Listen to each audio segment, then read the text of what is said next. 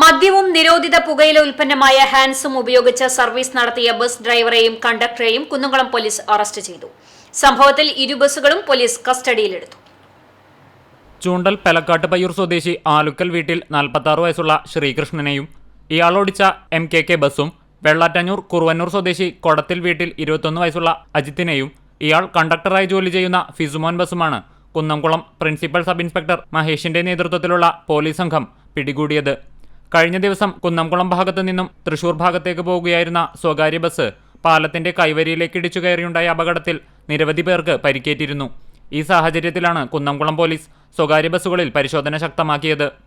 പരിശോധനയ്ക്കിടെയാണ് മദ്യപിച്ച് വാഹനമോടിച്ച ശ്രീകൃഷ്ണനെയും കണ്ടക്ടർ ജോലിക്കിടെ നിരോധിത പുകയില ഉൽപ്പന്നമായ ഹാൻസ് ഉപയോഗിച്ച അജിത്തിനെയും പോലീസ് പിടികൂടിയത്.